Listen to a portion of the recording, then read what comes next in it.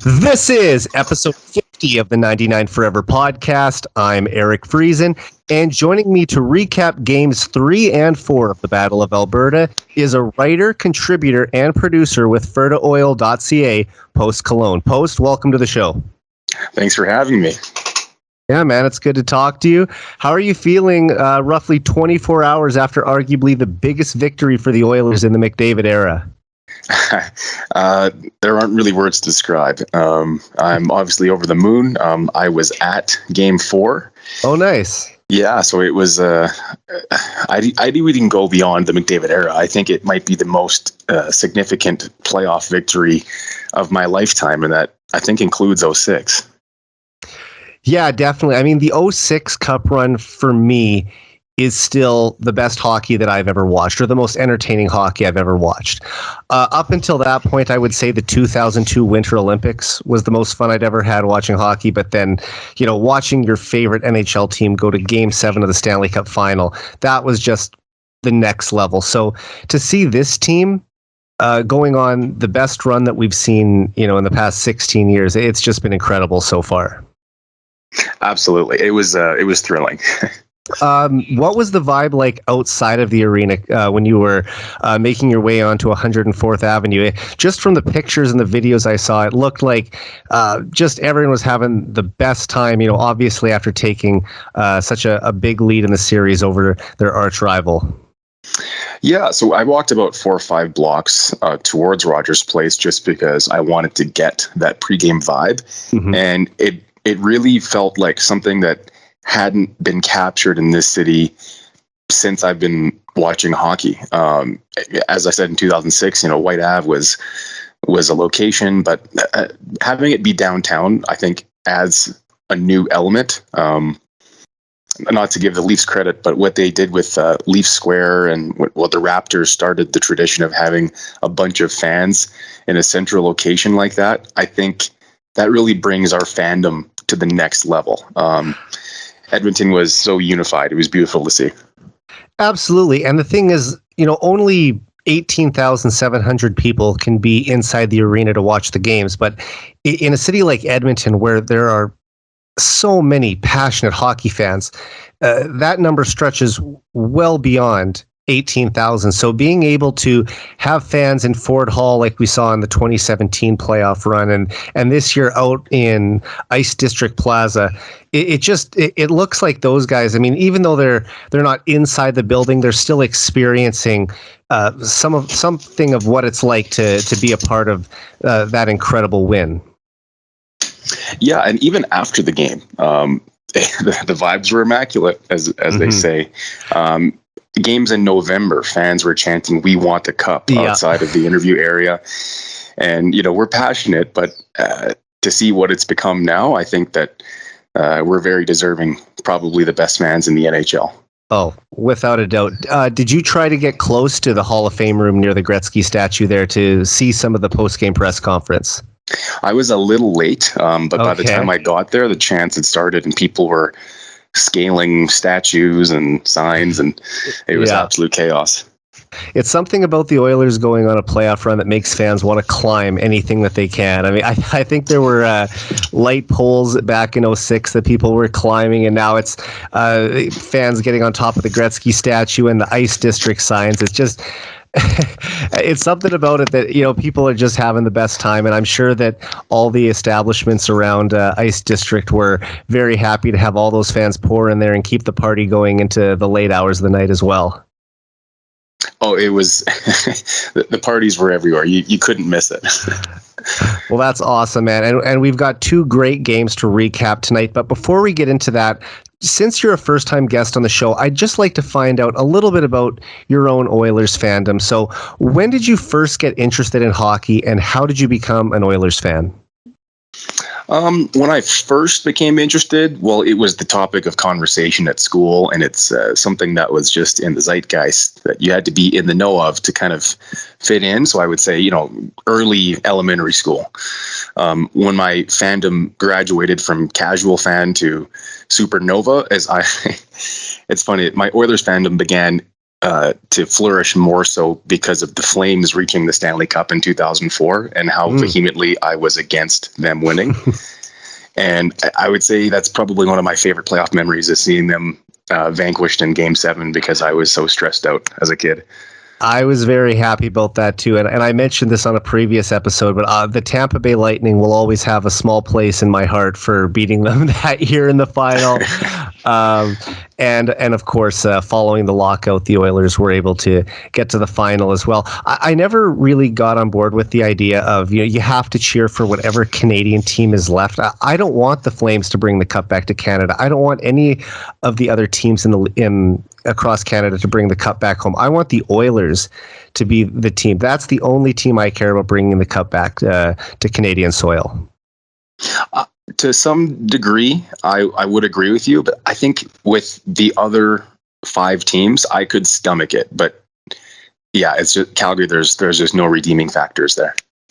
Yeah, I mean, I guess if it was like the Ottawa Senators, it wouldn't sting as much. If it's the Canucks or the Flames or the Leafs, that would be the worst. I couldn't cheer for them in any scenario.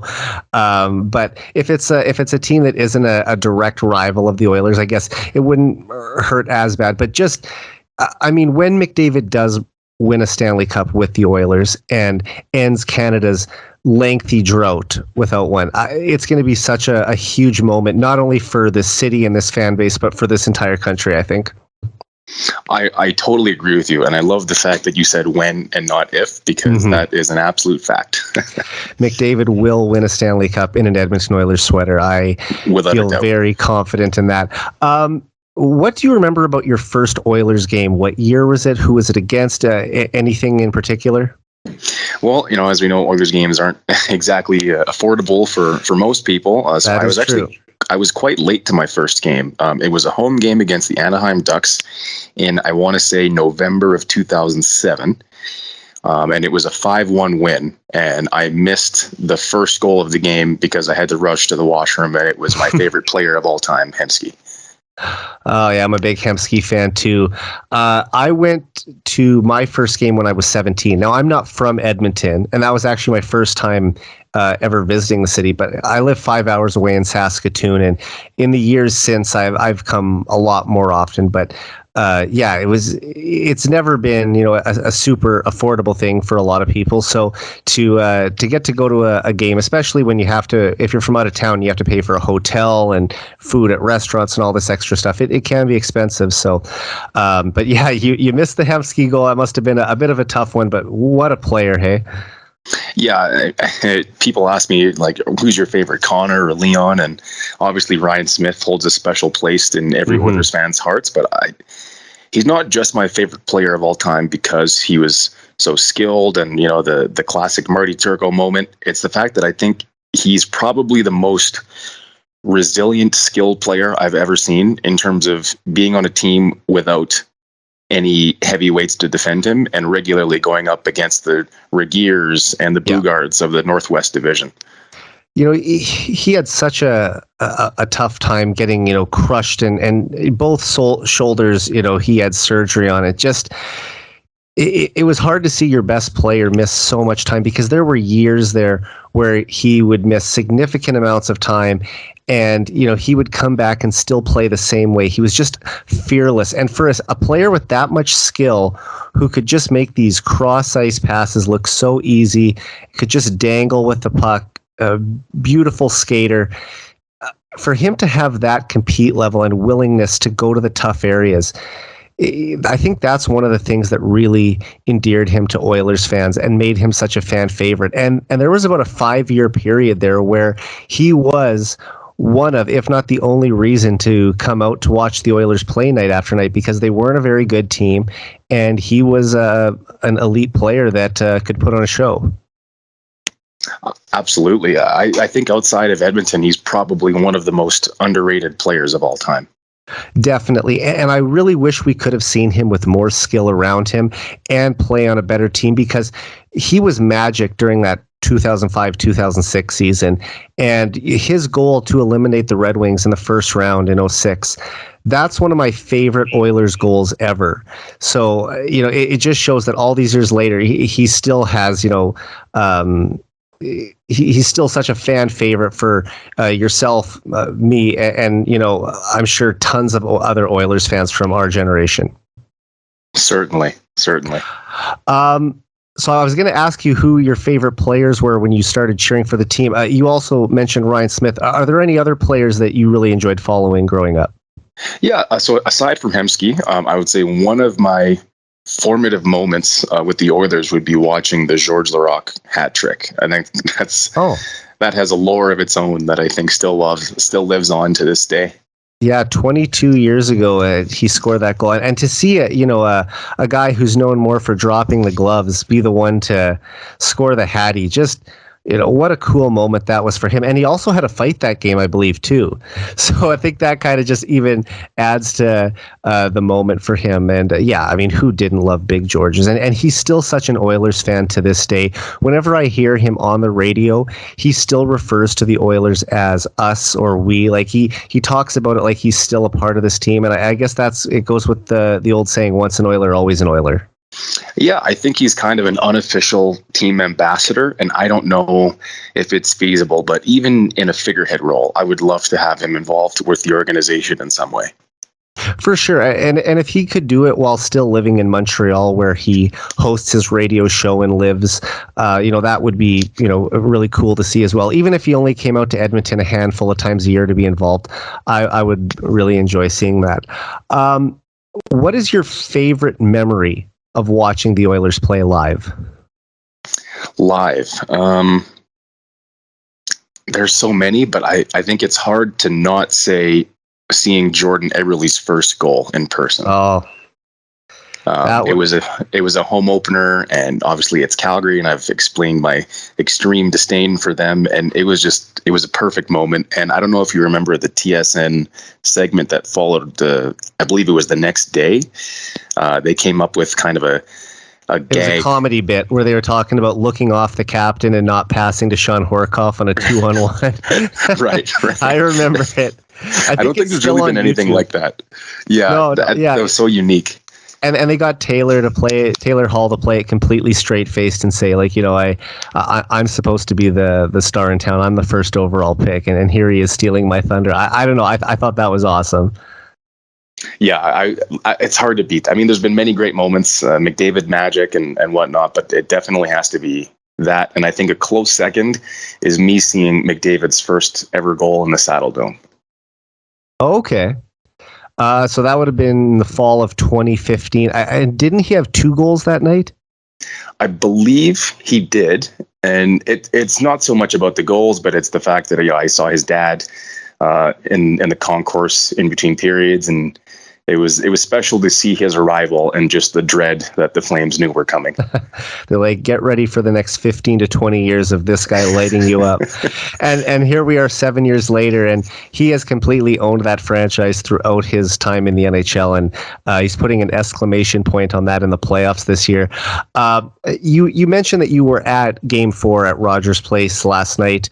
How many Oilers games do you try to attend a year at Rogers Place? I would say it varies between 4 to 10 per season. Okay, that's a pretty good amount. I average more 3 to 4. I think I might have to start upping that number now that McDavid's in the prime of his career and making at least a once a month trip out to Edmonton to watch him play. It's every night he's worth the price of admission. So, win or lose, I don't think that you can ever say that you regretted buying a ticket to watch Connor McDavid play hockey. He's must watch. Appointment television, appointment in-person seats. He's a special player, and I think I was kind of like you with that 3 to 4 range, but it's been creeping up into the double digits these last couple of years because we got to enjoy it while we have it. Yeah, and I fully expect that he is going to be a career Oiler. And now that we're getting into the years where he is having these playoff runs, like this is just the beginning as far as I'm concerned. one game away from going to the conference final. This is a huge first step, but we want to see multiple deep runs where they're in the conference final or the Stanley Cup final several times over a period of 5 years, and constantly competing for a Stanley Cup. And I think that this group is only going to get better. We've seen the prospects that they have in the system coming up, and with the players they already have in the fold, I think there's the potential for this team to do something special. I wholeheartedly agree. The time is now. I know a lot's been made about our defense and our goaltending, but I've been proven wrong. Cody Ceci has performed so well, like outperforming his contract. And I know Keith has had some tough games, but overall, the players who are panned because of their contracts have really showed a lot of Oilers fans why they were signed. Definitely. And, Cody Ceci was one that was really questioned last summer, and people were saying, why are you giving him 4 years? No more than 3. I mean, this guy, he had a good year in Pittsburgh, but they were a little worried about that he didn't have a history of performing at a high level in his previous 2 stops in Ottawa and Toronto. But he's just continued to develop. He had a career high in points this year. Defensively, he's been so solid. Arguably our best two-way defenseman this year. I mean, he's great at moving the puck, defending the puck. I don't know. I've been very pleased with him overall. And he scored a game-winning goal, a series-winning goal against the Kings in Game 7. And not to jump ahead, but I really hope we can find a way to re-sign Evander Kane. Yeah, that would be a big one too. I mean, how can you not try to keep that guy? He's just such a perfect fit for this team. The players that he's been put with, it's worked like magic since day one. I think you don't want to mess with that. And maybe he's priced himself out of Edmonton. It all depends if he's going to chase the most money he could get somewhere else, or if he just is comfortable with where he is and decides that he wants to spend the next 3 years playing with the best player in the world in his prime. It's going to come down to that. I just think that it's incumbent on Ken Holland to at least try to keep him after how well things have gone through his 30-plus games as an Oiler. Sorry, I should say 50-plus games as an Oiler. You definitely can't blame him for trying to secure, financial security for himself and his I guess newborn son. As of this morning. Congratulations, of course, to Evander and his girlfriend on the birth of their son this morning. I believe his name is Iverson. Yeah, it is Iverson. I blanked on the middle name, but yeah, the full name was revealed on Twitter, I believe, by Ryan Rashog, and yeah, congratulations to him. Definitely. And I really hope he sticks around. Now, they said he didn't travel with the team today. I'm wondering if he will be in the lineup tomorrow. The way I interpreted Rashog's tweet is that he wasn't traveling with the team, meaning he'll be traveling individually, because I feel like if that wasn't the case, Rashog would have left some breadcrumbs about, well, what does this mean for his possible game time decision or availability for Game 5? And it wasn't even mentioned, so I feel like it's understood that he'll be there. Right, and he didn't need any extra motivation with the way he's playing, but after the birth of his son, I expect him to have the best game of his life in the most important game of the season tomorrow night. So we know he's going to show up for sure. He's been a dominant force in this series. 100%. And as I mentioned off the top of the show, you are one of the main contributors with ferdaoil.ca. How long have you been creating content for the site? So it originally started as a co-brainchild between myself and a friend from my university program. And we both graduated a couple months before COVID. And there weren't exactly jobs and opportunities teeming about. So we decided that at the very least we could try to create our own opportunities and make a WordPress, try to build a social media brand, and that's how Ferda Oil came about, roughly during the time of the bubble in Edmonton.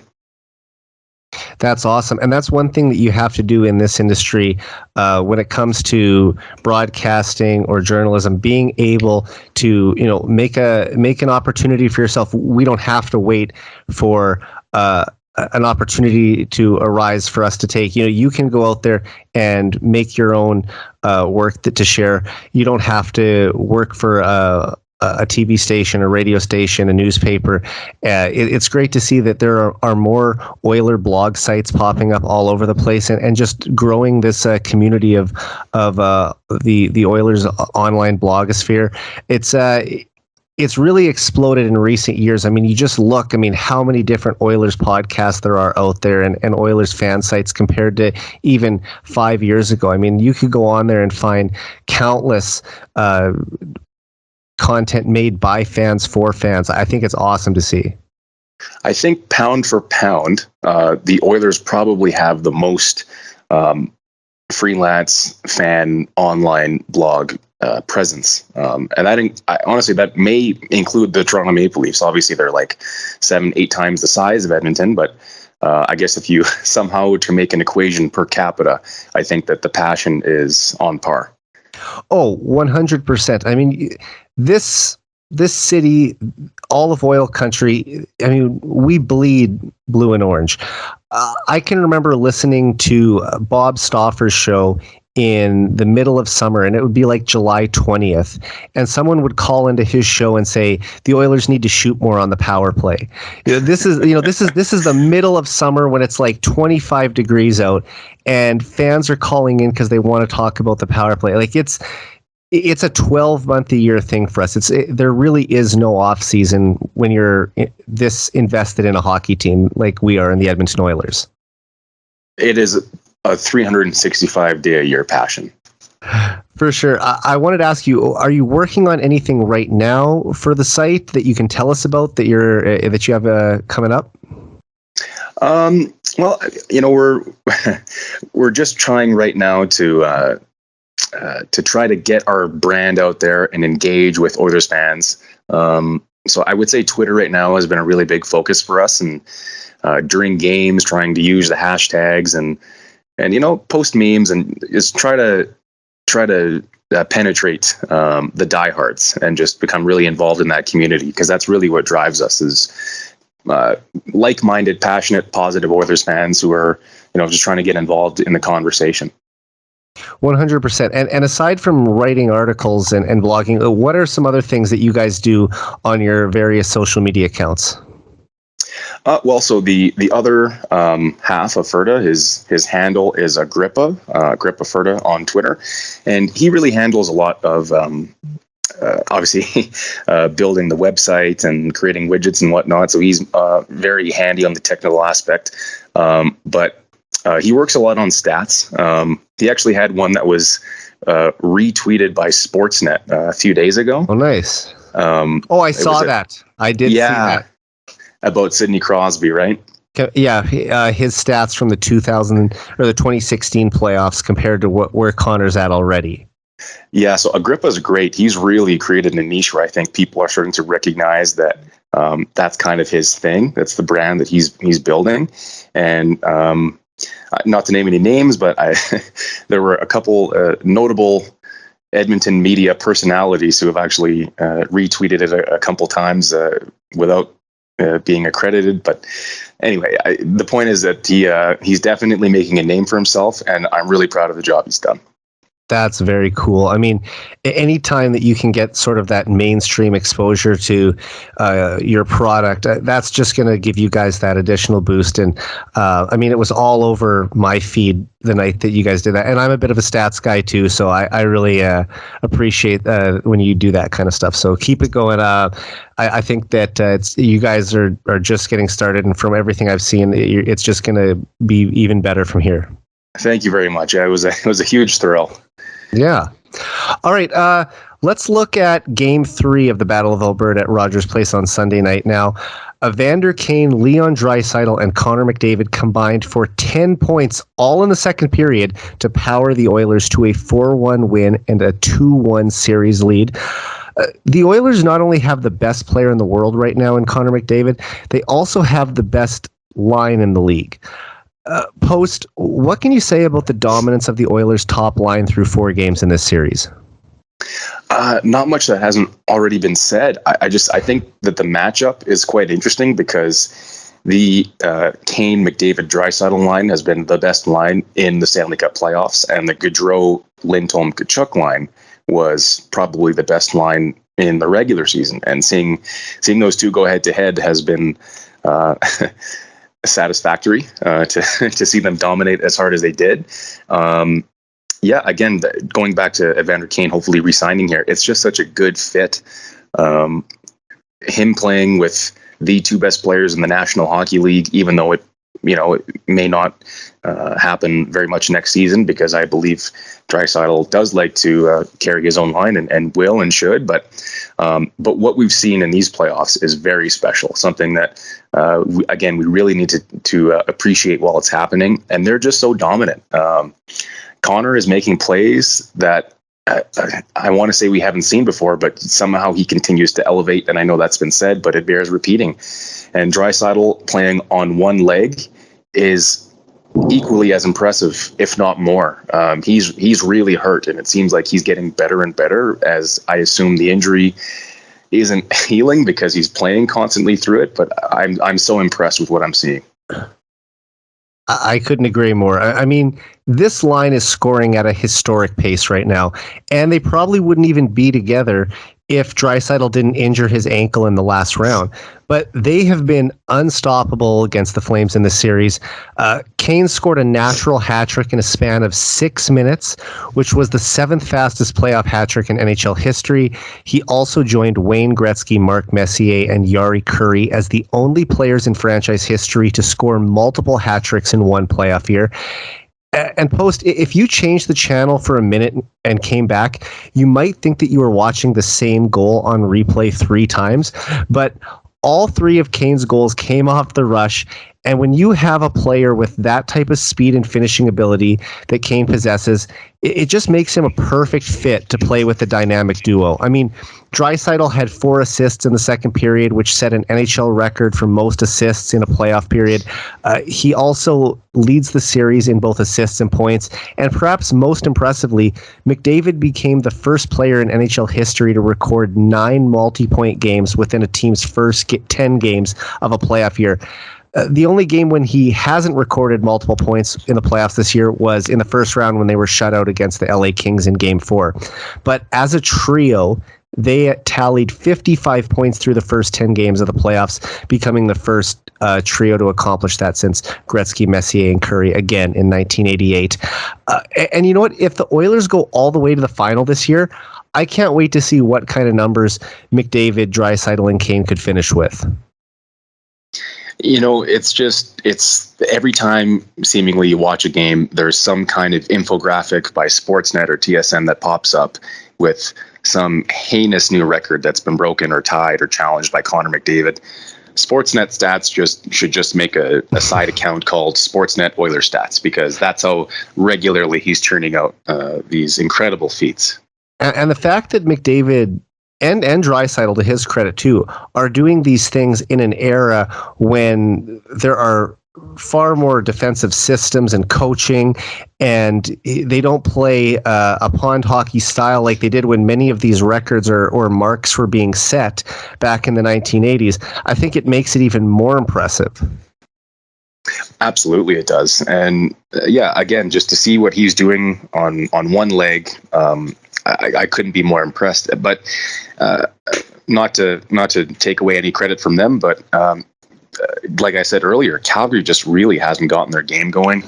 I know that Gaudreau kind of shook off some of the ghosts of playoff past by scoring that Game 7 overtime winner, but he's largely been invisible. I know Kachuk has had some good looks, but he's, other than the hat trick in Game 1, he really hasn't done much offensively for his team.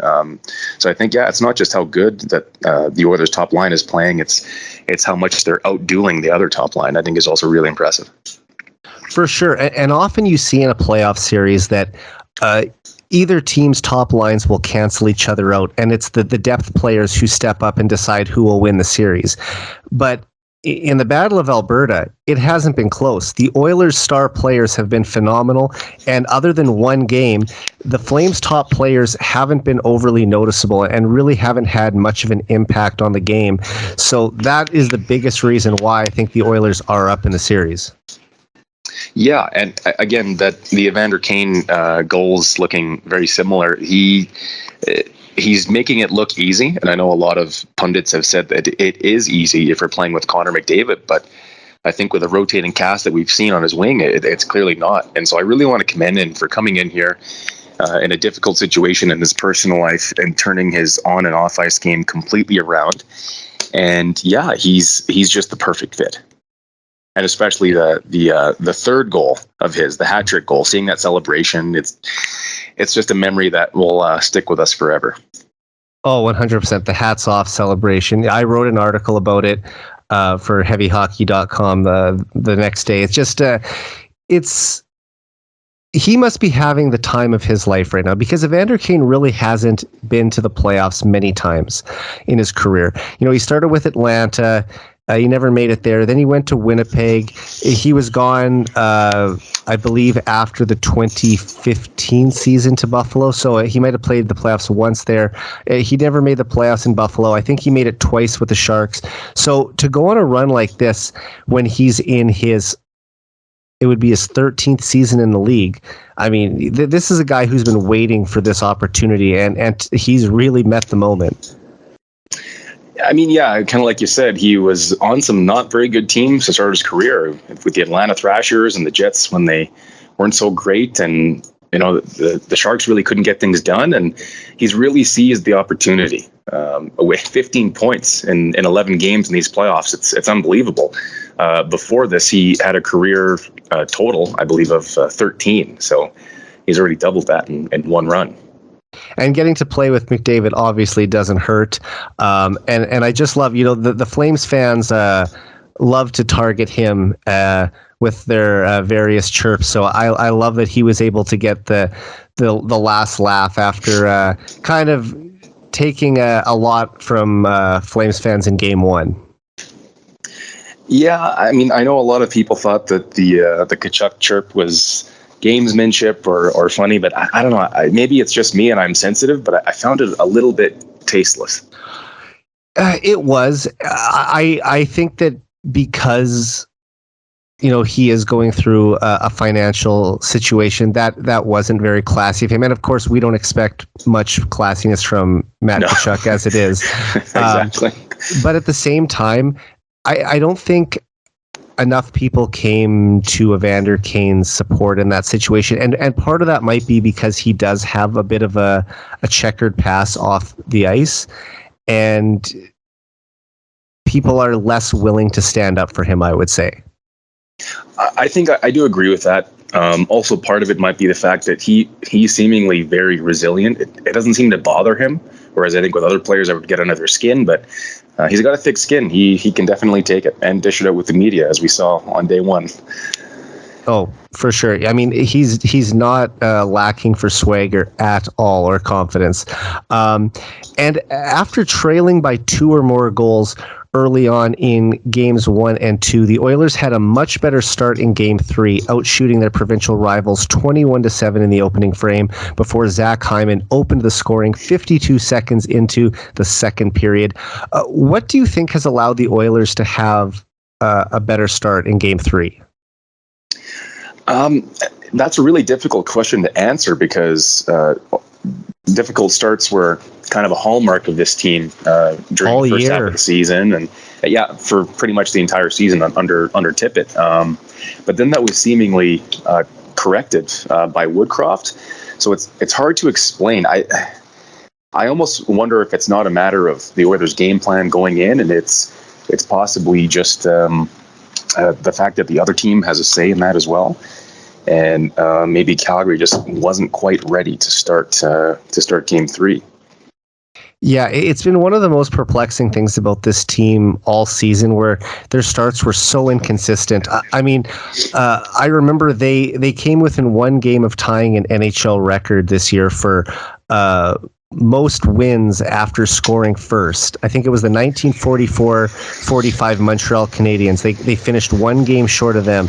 And 21 straight wins when scoring first is impressive, but it's a little more concerning when you're 65 games into the season and you've only scored first 21 out of 65 times, if you know what I mean. Like they weren't, playing with the lead nearly enough throughout the bulk of the season. That was definitely frustrating. I'm actually not to dodge the question, but it's really hard to come up with a logical answer for kind of an illogical result. Under Jay, the team has been so disciplined and defensively committed. I wish I had a better answer, but I just it's hard to explain. But they definitely find their way out of deficits. I think if the Oilers had the answer, it would happen far less often too. So it's just one of those mysteries. But in my opinion, I think they were really able to feed off the energy from playing in front of their home fans in Game 3. Not to say that the Oilers didn't have a presence the two games in Calgary, because every time they scored, you could, hear the cheers. But, playing in a packed building with 18,000 people pulling for you, I think that definitely has more of an impact. And, they also had a couple early power plays, which allowed them to, tilt the shot clocks in their favor. So that was a big reason why they were able to, have 3 times as many shots as the Flames in the first period. Yeah, to touch on the fan thing, I think that was maybe a little bit of an excuse for Game 1, Round 1, where the Yamamoto penalty happened and it looked like they were a little unfocused. I think that it obviously can be distracting, but it definitely does a lot more good than it does harm. And hearing Rasmus Andersson kind of deflect and say that the Saddle Dome was louder, I don't know. I think I have to disagree with him. That what we've seen from Oilers fans in these playoffs, supporting their team, is an atmosphere that doesn't really exist anywhere else in the NHL. No. And I believe Frank Saravelli, who works for Daily Faceoff, and he was at both arenas, said it wasn't even close. Rogers Place was much louder. Now, that's another one of those gamesmanship things where you don't want to give your opponent credit for anything, and you want to try and downplay any advantage that might be going their way, and also give your own fans a boost. So I get why he did that, but I don't think anyone that's followed this series would think that was accurate. No, we know better. For sure. Mike Smith also stopped 32 out of 33 shots he faced in the Game 3 victory, and despite his outstanding performance between the pipes, Smith briefly had to leave the game after Milan Lucic took a run at him from behind his net. However, Smith returned to the game later in the period with a WWE-style entrance that fired up the crowd. Post, how impressed were you with Smith nearly picking up a shutout in Game 3, and do you think the officials got it right giving Lucic a 10-minute game misconduct on the play? I think my opinion on the play is that it was probably a 2-minute minor, and like most people have said, it's a number. It's like a number of times we've seen in the past when a game is late and the scorer is out of hand, that game management ensues and they want to calm things down, and that's exactly what happened. On principle, I'm a little annoyed at the concept of game management. I know some people don't like that term, but it undeniably does happen. I just if I were a Flames fan, I would be a little annoyed at the fact that you're probably not coming back, but you're not also being given the opportunity to have a Golden Knights-esque miracle or meltdown. Wrestling with it, I don't think it's the right call, but I know the NHL has its own way of how they want the game officiated. I think they also wanted Lucic out of there just so that things wouldn't get out of hand. When the score's 4-0, there's about 10 minutes left in the game. That someone was going to come out and try and challenge him the next shift. And if Cassian comes out and throws a dirty hit at someone as revenge or tries to drop the gloves with Lucic, mayhem could break out. So I just think part of it was, let's get Lucic out of here and hopefully calm everyone down and just get this game over with as quickly as possible. Yeah, I think it's clear that that's definitely what they were doing. For sure. When you look at how Smitty played in that game, like I said, Shillington got that one goal on him after he came back. Koskinen, in the entire time he stepped in, I don't think he faced one shot. But you look at some of the saves he made. I mean, Smith stopped Johnny Gaudreau on a breakaway. That was probably his best save. He also stopped Matt Tkachuk on a one-timer attempt and then also a rebound. You can't say enough about the guy in those moments when he's shutting the door to hopefully get his team the shutout, and even though it fell through, still pick up a very much needed win. Yeah, Smitty's come in clutch. I've been one of the more vocal people who have been anti Smith, I guess you could say at times. Yeah, maybe not anti Smith, but worried about not as big a supporter. Yeah, to be frank. Yeah. But credit where credit's due. I mean, he's proved a lot of people wrong, including myself. And as long as he continues to play a sound game, and he really has provided with the Oilers with a lot of, I wouldn't say stability because that's not really his game style, but consistency. Smitty battles, it's basically a meme now. Yeah. Yeah, without him, I don't know how we go through one series. Never mind two. I would have started Skinner a lot more during the home stretch. The final 25 games of the season or so, and that wasn't the case. I do wonder what happens. Not to count our eggs before they hatch, but if we get to round 3 and you've got a goaltender that has played almost every minute of every game, and then you don't feel exactly comfortable giving someone else a start. I mean, the Oilers are a team that go with a tandem goaltender situation, and throughout the season you can do that. You can have Smith and Koskinen splitting the time. Obviously this year, because of Smith's injury, Mikko Koskinen had to step up and play a lot more than expected. But once you get into the playoffs, I really think you need to ride with one guy every night. You lose the rhythm a little bit when you're in a tournament like this, where you're playing every other night. And I don't think Mike Smith would ever want to come out of a game either. Even at age 40, he wants to play every single game, every single minute. And I think that you would have to see a pretty poor performance from him, like we saw in Game 1 when he got pulled after allowing 3 goals on 10 shots, to see any other goalie come in again in the playoffs. Yeah, he's definitely got the ball, and he's going to roll with it, and we'll go as far as he takes us. Definitely. All right, let's move on to Game 4 now, where Ryan Nugent-Hopkins and Evander Kane each scored twice to lift the Oilers to a 5-3 victory and a commanding 3-1 series lead at Rogers Place. Post, you were there last night. I said it before the game. Nugent-Hopkins was due for a goal, and 21 seconds into the game, on a bad turnover by Jacob Markstrom, he finds the back of the net. And then he tallies the game-winning goal with under 4 minutes on the clock in the third period.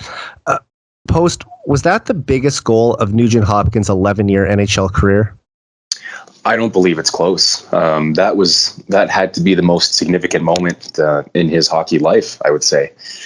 I was really shocked to see that opening gaff by Markstrom. I believe it was 18 seconds into the game, barely in our seats. I don't know.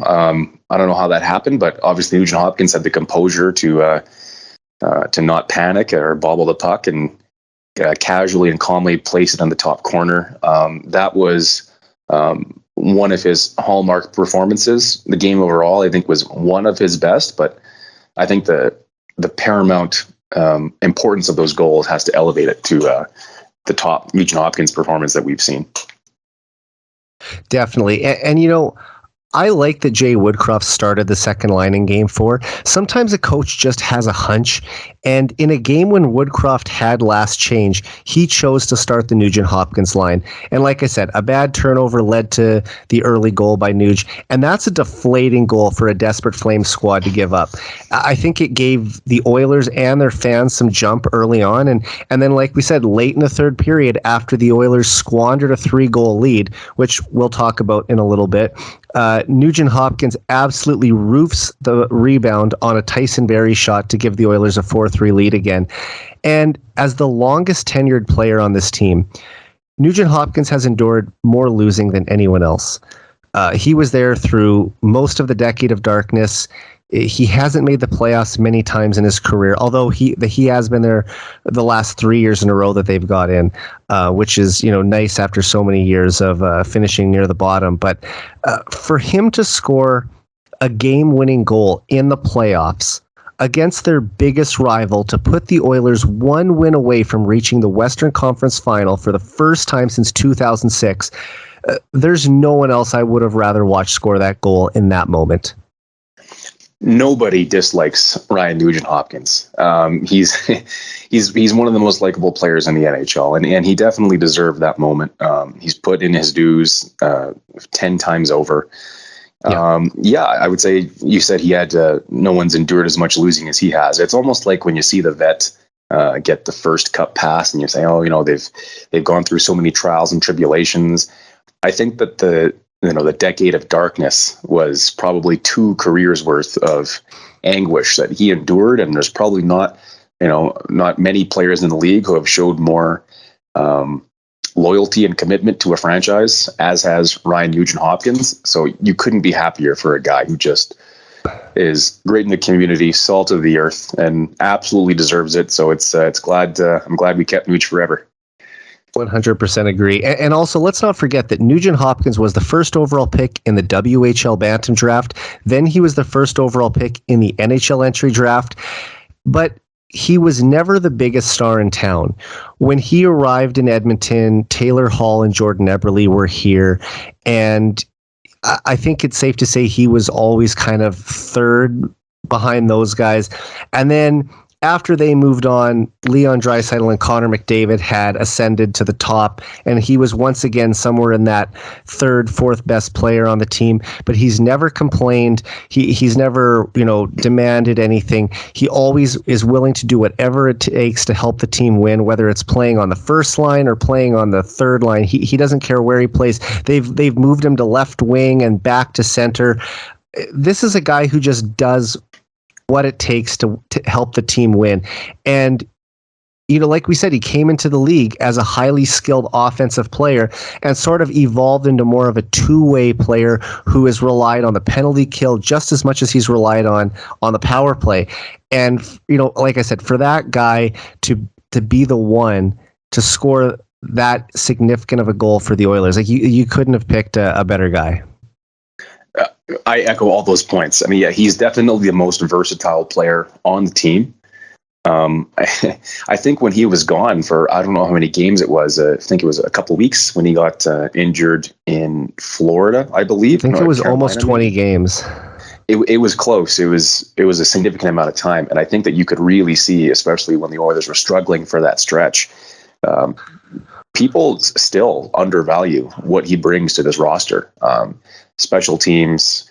I know he's not elite 5-on-5, but he gives you steady minutes. Right. He can play any forward position. He has chemistry with pretty much everyone. He is agreeable. There's no ego there. He's a guy that you want on your team, and he's a guy that you want on the ice and around your players.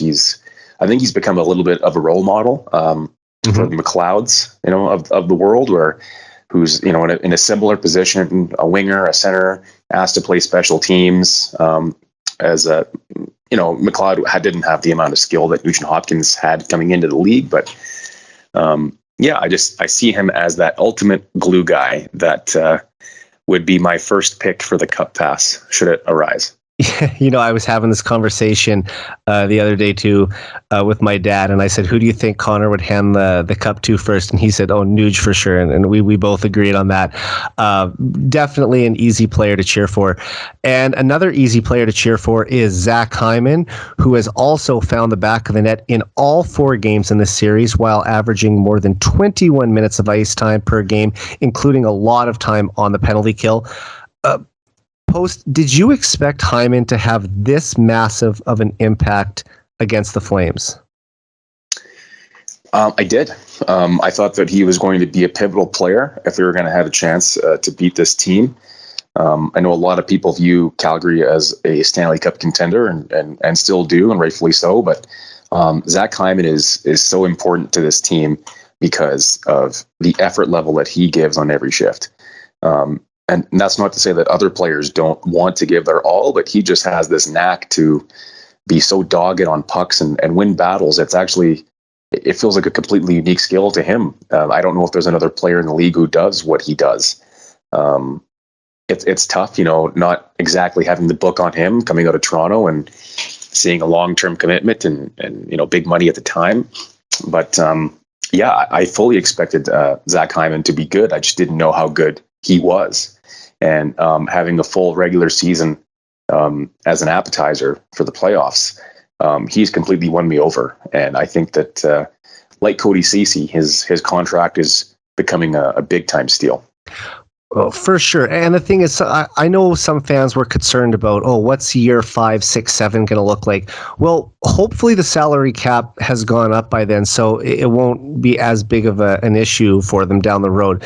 But more importantly, it was about giving McDavid more skill around him right now, because there's no reason worrying about what it's going to be like 8 years from now when you have to worry about winning in the here and now. And Zach Hyman helps the Oilers.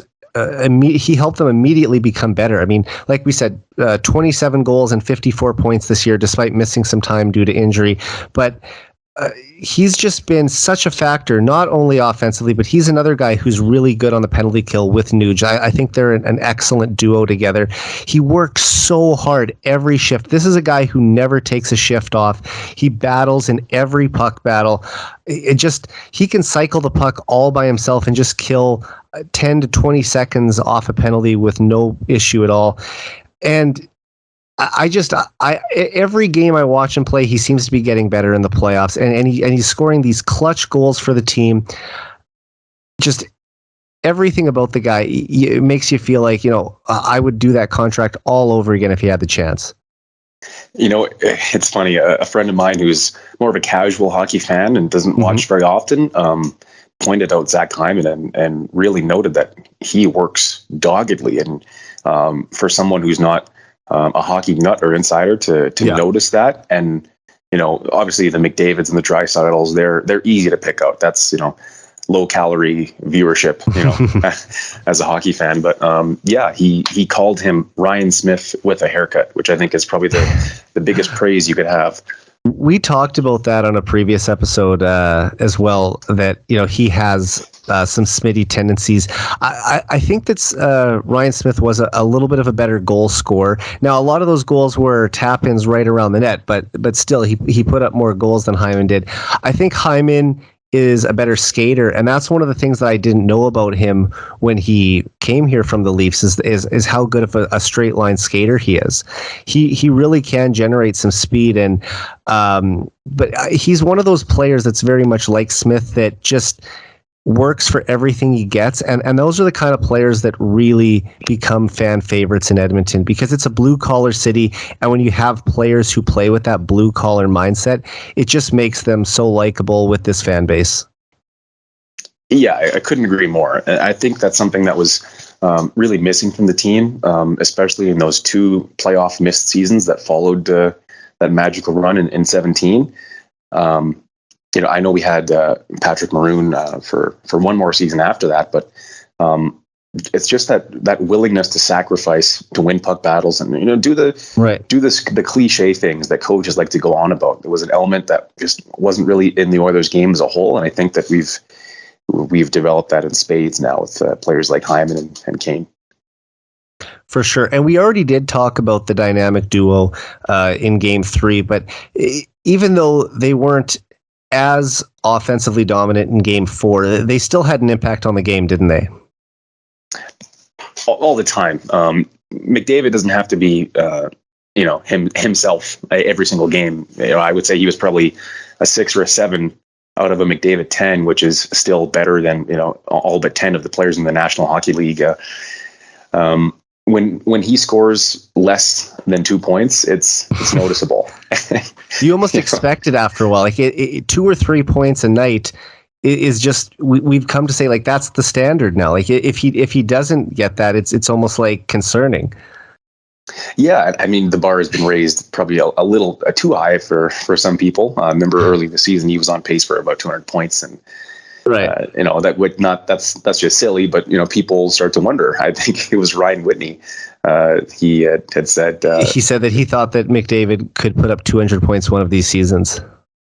I mean, I don't want to say no, but I mean, that's probably not possible for anybody, not unless the NHL called the games correctly.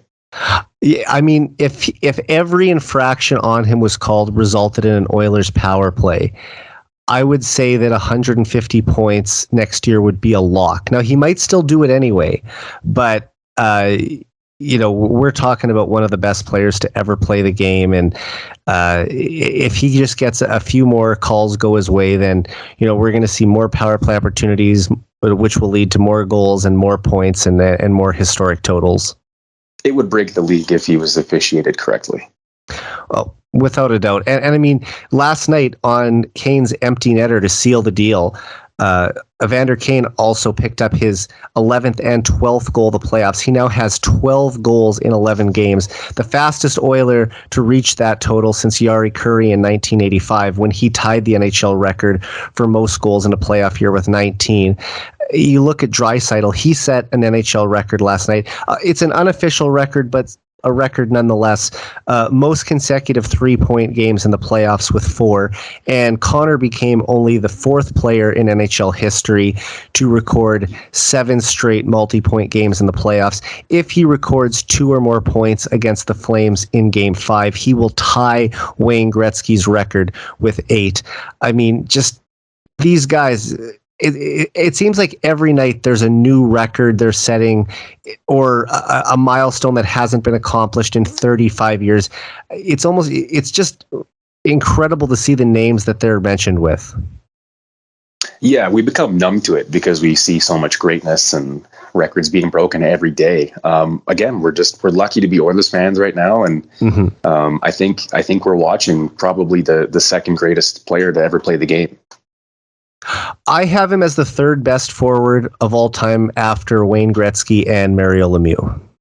Yeah, it's completely fair. I mean, we're splitting hairs with once you get to those names. Yeah, he's in the pantheon of the best of the best. Seeing what we're seeing, it's hard to fathom, especially in this era. And look, for me, I was born in 1989, so at the tail end of the Oilers dynasty. So I don't have any memories of the glory years. I don't expect that we're going to see 5 Stanley Cups in 7 years again.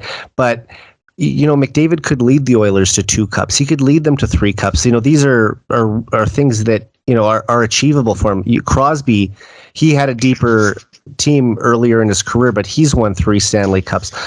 I think that Connor will win these championships as his career goes on. He might even get his first one this year. But just even though we missed that dynasty, and I assume that you missed it as well. Speaking of like when you went to college and the players you grew up watching, I think we're somewhat in the same age bracket. But this is the closest thing that anyone under the age of, let's say, 40 has seen since the glory years. Yeah, I would agree with that. There's probably a generation of Oilers fans who maybe even multiple generations. Yeah, who haven't seen the playoff Battle of Alberta or have very rarely seen any playoff success. So what we're watching is very special, and I think for a lot of franchises, they take 1 or 2 extended playoff runs for granted, at least once a decade, once every 5 years, possibly. So this organization, it's kind of been feast or famine. You either are missing the playoffs for years on end, or you have the best player on the planet, such as the life of an Oilers fan. Yeah, we've been a very fortunate franchise to have Wayne Gretzky and Connor McDavid within 40 years of each other. I mean, most franchises have never had a player as good as anywhere close to either of them. So for the Oilers to have, 2 once in a lifetime type talents, it's unthinkable that how lucky we've been. I mean, I guess the only other franchise that's been close in the last 4 decades would be the Pittsburgh Penguins, who've had Mario Lemieux followed by Sidney Crosby. Yeah, in some respects, they feel like Edmonton East, obviously with a lot more sustained success, but yeah, very similar paths for those 2 organizations. 100%. And even though the Oilers superstars have received most of the attention in this series, I think that they've improved at the other end of the ice as well. And since giving up 9 goals in game 1, the Oilers have only allowed 7 goals in the past 3 games. Who do you give the most amount of credit for in cutting down their goals against average in those victories? Is it cheating to say Jay Woodcroft? Not at all. And Dave Manson? Dave Manson, who maybe is an unsung hero as well, creating a defensive scheme for this team. It's hard to pinpoint one player because we may have one defensive stud. We have Darnell, who is a bona fide number one, but I wouldn't say that anyone is really carrying. Cody Ceci has been the most consistent. Darnell is fighting through a pretty heinous core muscle injury. That's the tough thing. We've got 2 of our most important players in Draisaitl and Nurse at this time of year playing through an injury. I mean, can you imagine Draisaitl if he was at full health and Darnell Nurse? I mean, you can see that he's not able to be as physical as he normally is because of the injury, which is, it impacts his game. Definitely, and not to sidetrack here, but not to underplay the injury to Chris Tanev, which is significant as their best defensive player, but at least best defensive defenseman. I don't think that is anywhere near as impactful as the Draisaitl injury, and then you compound that with Darnell Nurse. I don't know. Is it an exaggeration to say that perhaps the Flames should be a little bit embarrassed to lose this series with the Oilers dealing with such immense injuries and being so terribly shorthanded and being down 3-1? I think it's such a glowing review to see what the Oilers have done, especially defensively, 5-on-5, areas where we were so challenged for long parts of this season, and we're winning the 5-on-5 battle. And even though our power play has been, up and down, that was supposed to be our strength, and we're winning despite that. And defensively, I just think it goes back to the structure that Jay Woodcroft and Dave Manson have given this team. And I think that using the final 30 games or so as a dress rehearsal for the playoffs and instilling the right habits is why we're seeing what we're seeing right now. I couldn't agree more. And when Woodcroft came in, he set the standard very early of how they were going to play, to not get too down after allowing a goal or not get too down after a loss. This team has just learned how to bounce back, and they just play so much more confidently in all areas of the game. It doesn't matter what the score is. I mean, we saw them rally from multiple 4-goal deficits in game 1 to come back and tie at 6-6 in the third period. This team is never out of a game, no matter what the score is. They always will at least try to get back in the game. And, obviously that game 1 effort fell a little short with the Flames scoring 3 more unanswered goals after the Oilers had fought back to tie it. But there's no quit in this team. And maybe that's a lesson that he learned from Todd McClellan along the way. I think that he picked up a lot of things from Todd, but he's also young and innovative enough that he has developed his own coaching style over the years. And it just seems to be working wonders for this group. Definitely. And so much was made about the Todd McClellan versus Jay Woodcroft master apprentice thing in round 1. In the first run, yeah. And I'm really impressed with the way he deflected and maintained. Didn't make it about them, made it about the Oilers versus the Kings. Exactly. And that's just something he's done with everything this season. He's so consistent with his messaging. And I think that kind of gives us a glimpse into what he's like in the room. Yeah. And I just really even enjoy his press conferences after the game.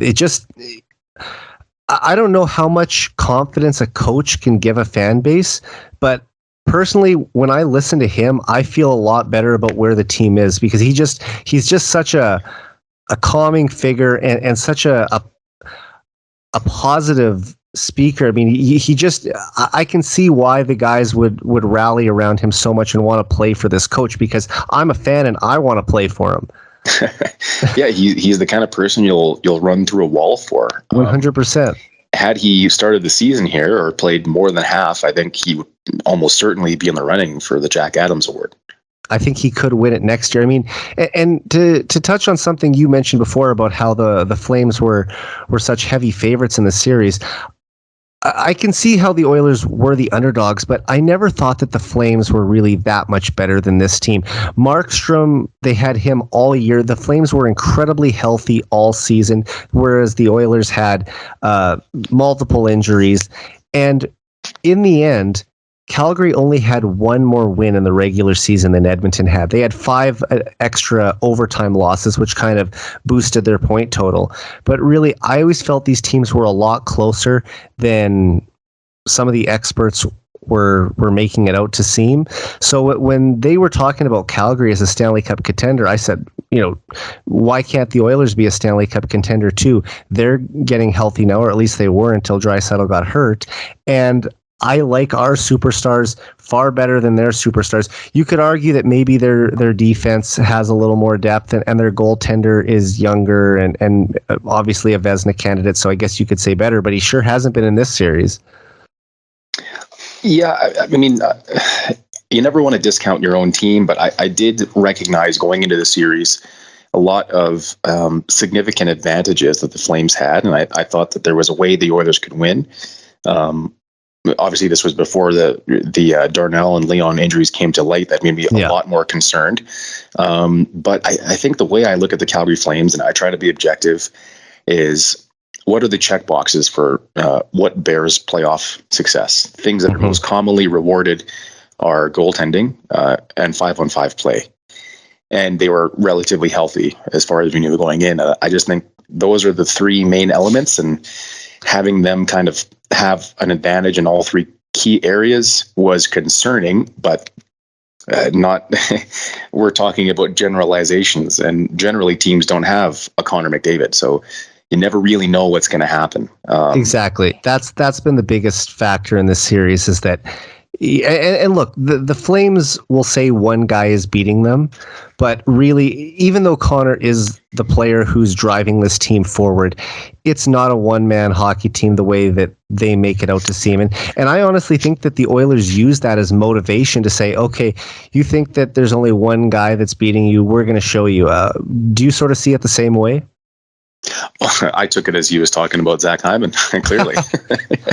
I don't know. I just think that Rasmus Andersson is clearly the person who said that quote. I know Kachuk did as well to some effect. I don't know. I just see him as not immature, but kind of emotional sometimes, like the stuff he pulled in Ottawa, stealing the puck and, trying to fight Darnell Nurse. And I don't know. He's a kind of a personality who I think is prone to giving in to impulses or maybe saying the wrong thing in a press conference. So I didn't take it too seriously. Kachuk surprised me more because he's a gamer, as they say. He's a person who tries to get in your head, and I think he made it quite clear that the Oilers were in his head. And I think in Game 4, he had a chance right in front of Smith where he tipped the puck and nearly scored a goal, and then he was visibly upset. It's clear that the Oilers are in the Flames' heads, and more specifically Connor McDavid, and that's really allowing the ancillary players around him to shine. For sure. All right, we have to talk about the terrible blunder from last night. I don't want to talk about it, but thankfully the Oilers still won, so it doesn't hurt as much.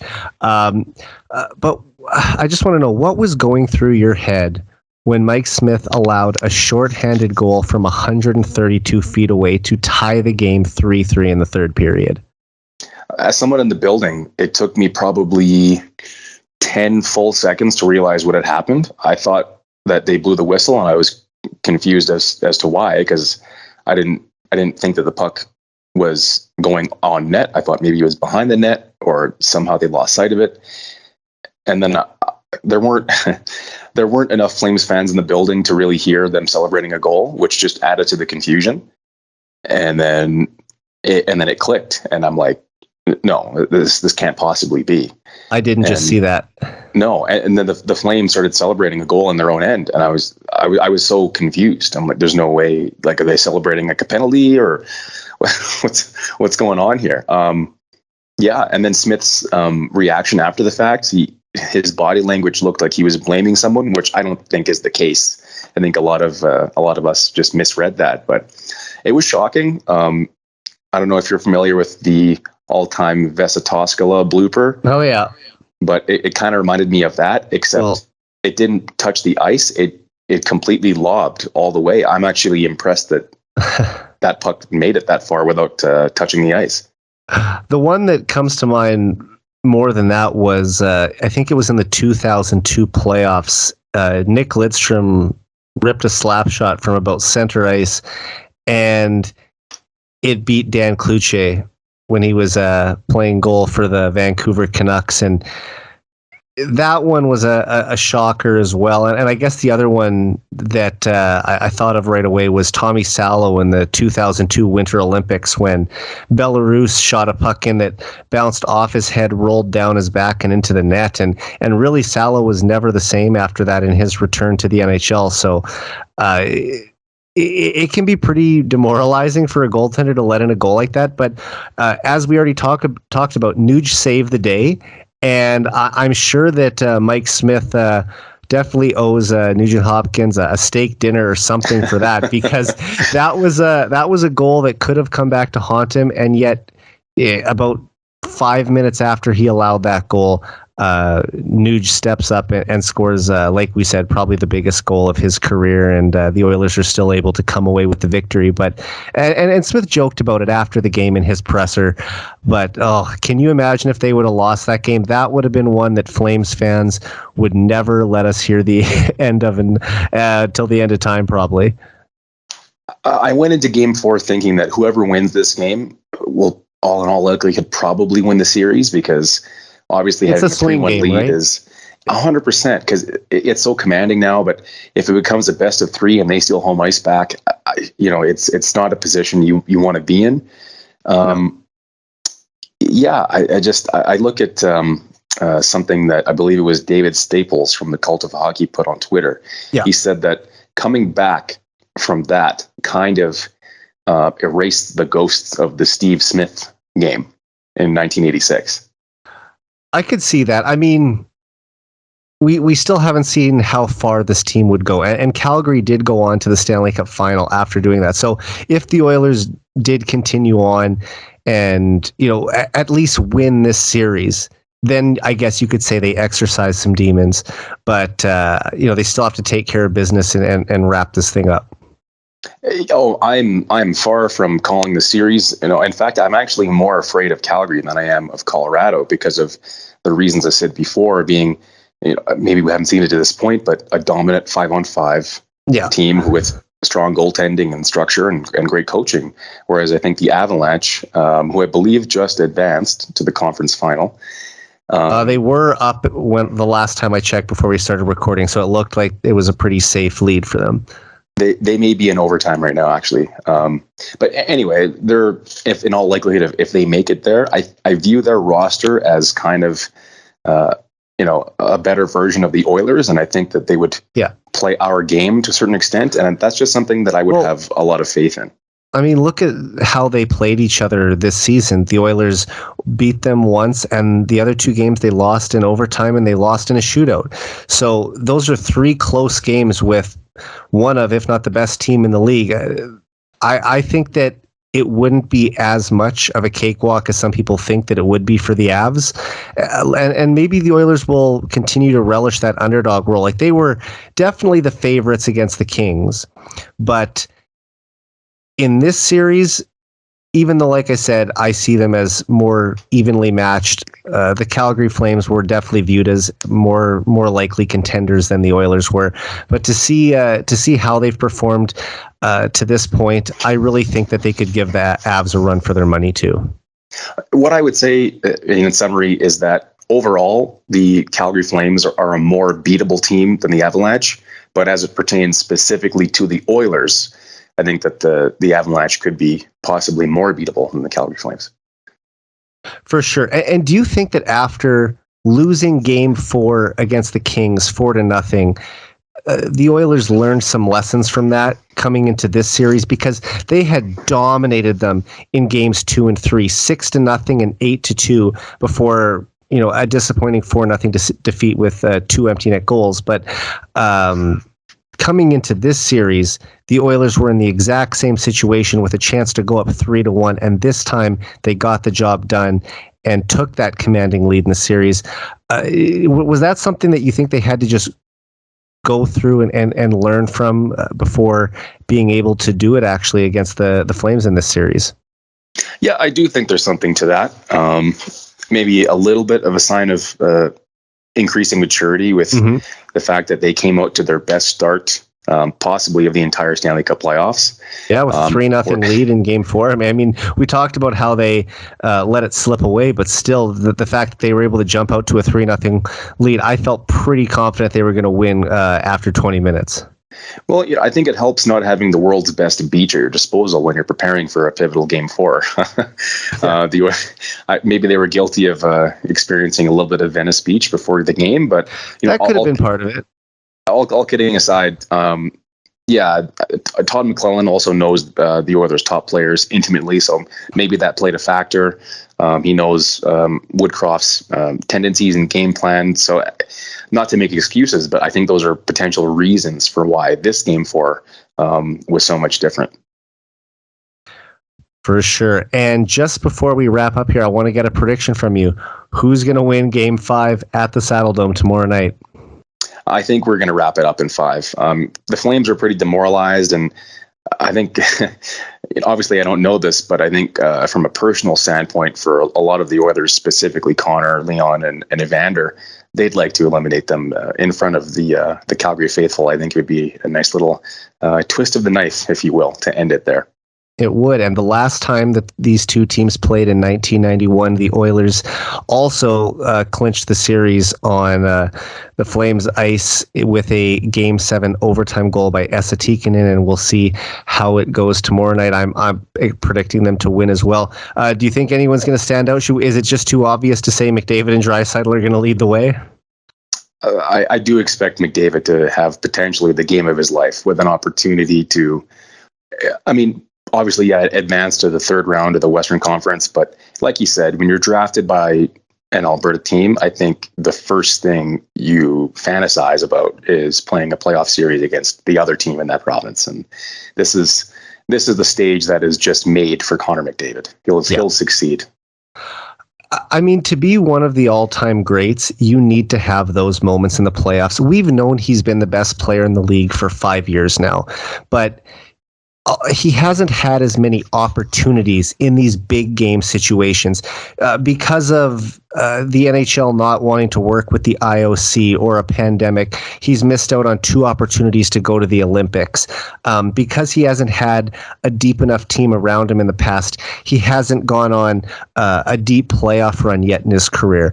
But here he is now at age 25, and he's finally having that opportunity to have these career-defining moments in the playoffs. And you look at that Game 7 against the Kings, that goal that he scored on the backhand, looping around the net, that's one that Oilers fans will remember forever. Just for the captain, for the best player in the world to score that goal to send the Oilers to the second round for the first time in 5 years, I think that now that he's in a situation where he has another opportunity to eliminate a team, he's not going to miss. This is going to be a chance for him to put the skate to their throat and finish it off in their building. I wholeheartedly agree. We're ready. I think this team is, we've done our learning. We've done our losing. It's time to move on and take on the biggest challenge of the McDavid era so far. I'm with you on that. All right, Post, where can people find you on social media? We're primarily on Instagram and Twitter. So you can find us on Instagram at ferda.oil, and our second account, which is my namesake, Post Cologne, where we put some of our secondary content. And we have a new page called Oilers Affirmations that we're really proud of right now. That's awesome. I'm sure there's a lot of people listening to this that already do follow you, but for anyone who isn't, go give these guys a follow. I really like what they're doing over there. And Post, I hope you'll be back on the show again sometime. Absolutely. Thank you very much for having me. No problem. Thanks for being on.